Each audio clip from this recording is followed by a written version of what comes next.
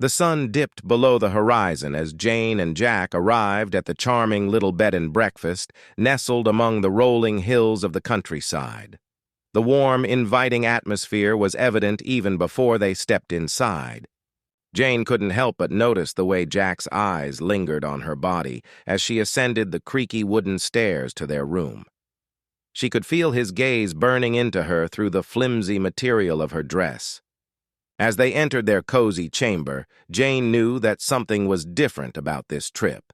The air was thick with anticipation, and it was not long before Jack's hands found her waist, pulling her in for a passionate kiss.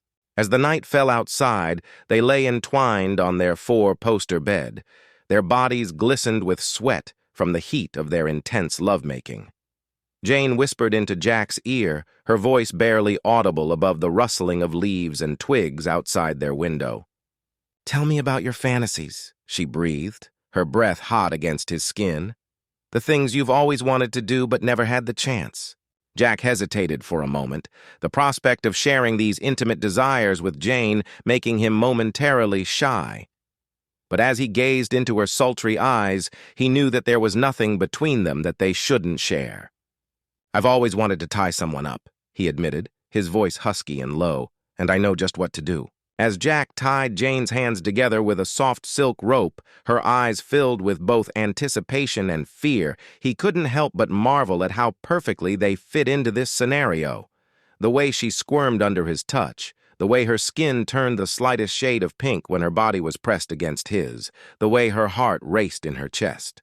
He positioned himself between her legs, his desire for her palpable and undeniable. With each tender stroke, he could feel her muscles tense up in anticipation, her breath hitching as she surrendered herself to this new world of passion they had embarked upon together. The next morning, Jane awoke to find that Jack had left her a sweet little note on the pillow of their bed. Her eyes fluttered open to read the words, "I love you," followed by an innocent-looking heart drawing.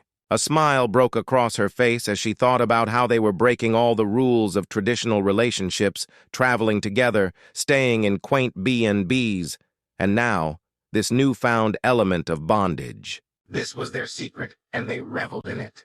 But as the days went by, their little love nest became a bit too cozy.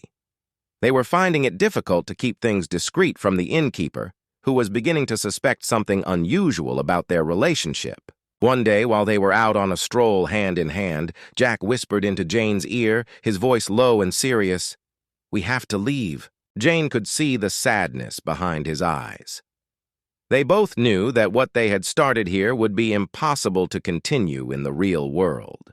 But as they walked back to their room one last time, their bodies intertwined under the same quilt they had shared for days, they both felt a pang of regret.